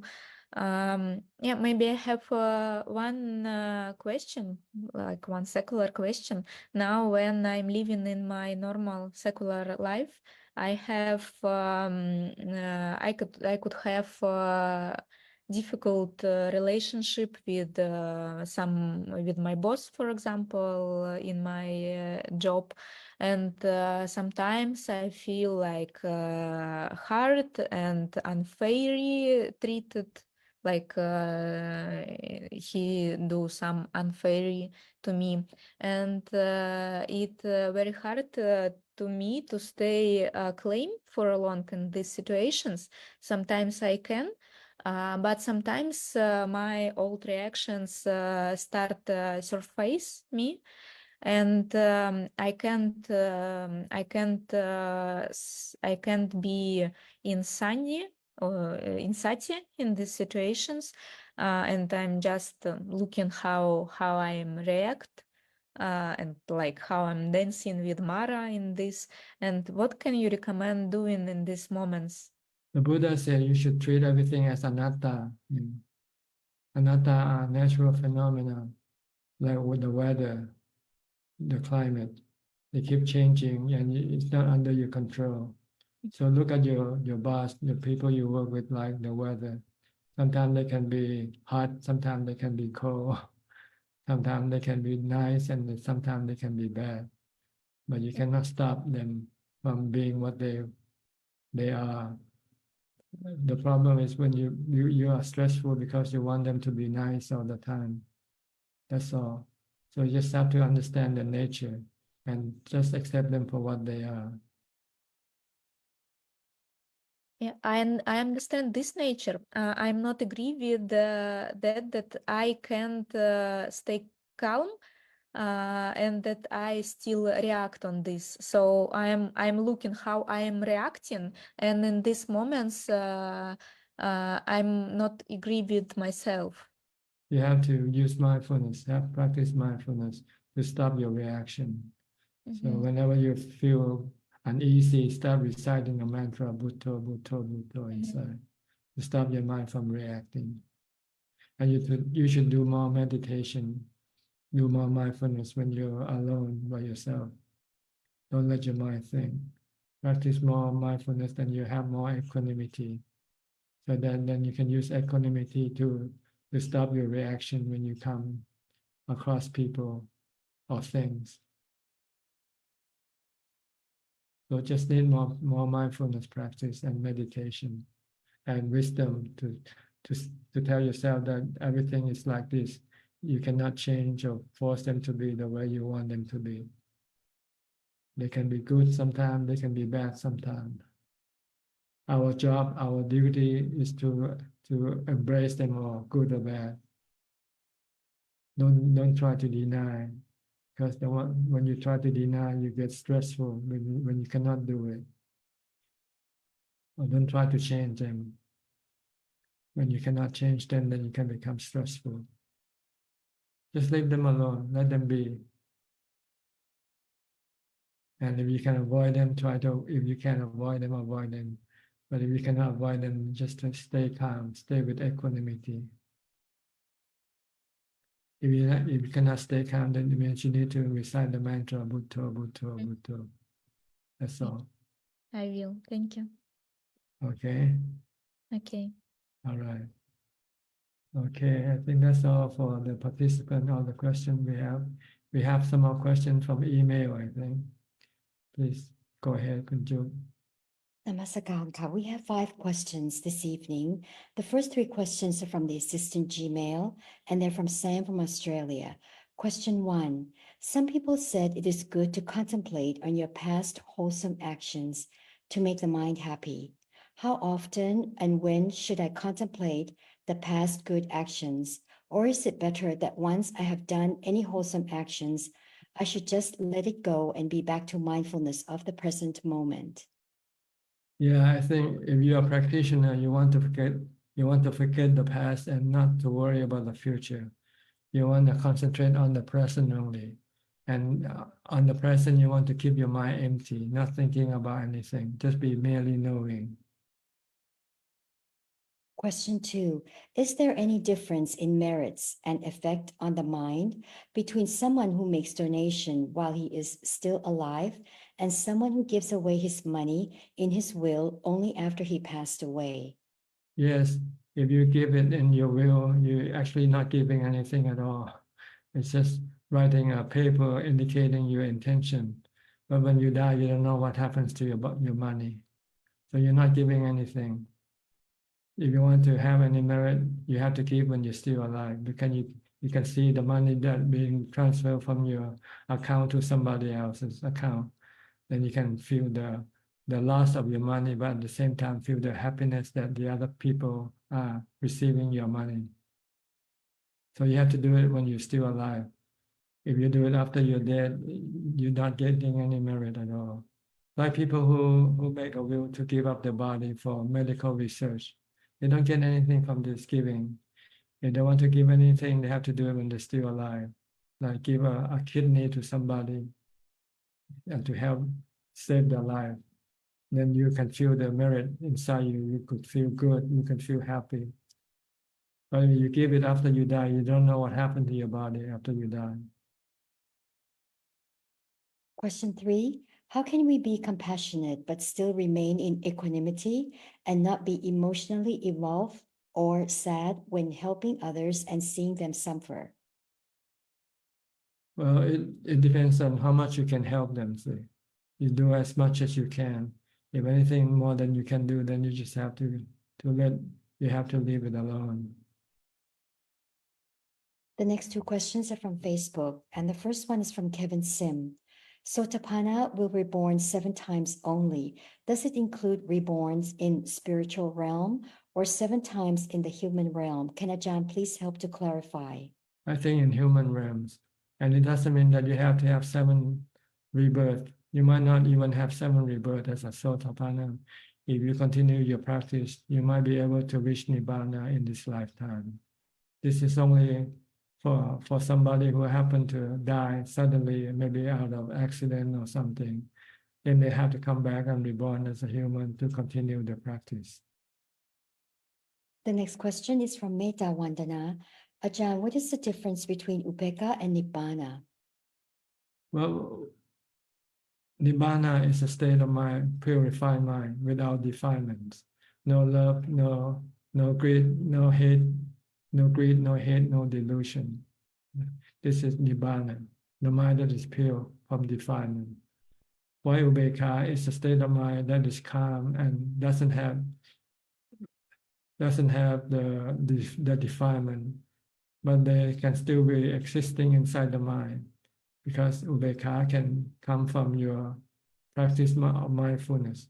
And mindfulness can only suppress the defilement, but cannot get rid of the defilement. Defilement will only be gotten rid of by wisdom. If it's gotten rid by wisdom, then the mind becomes nibbana. And we have a last question that just came in from Sulan.